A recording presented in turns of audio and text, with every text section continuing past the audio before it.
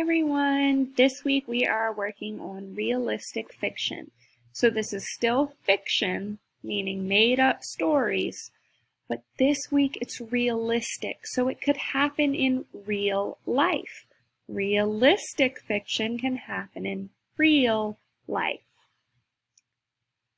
When we have realistic fiction characters, people act and talk like real people. And animals act like pets or other real animals. So in these stories, cows will not be talking. Cats will not be wearing shoes. This would be like real life. Dogs bark. Cows eat grass.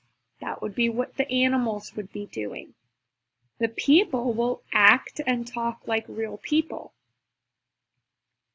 The setting where the story takes place could happen in real life. These are not they are made up places, but they could still happen in real life. And events.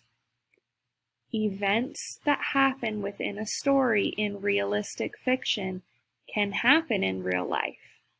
Characters have problems that real-life people might have. Maybe like losing a soccer game. That would be a real-life problem that someone could have in a realistic fiction story. And the problems get resolved.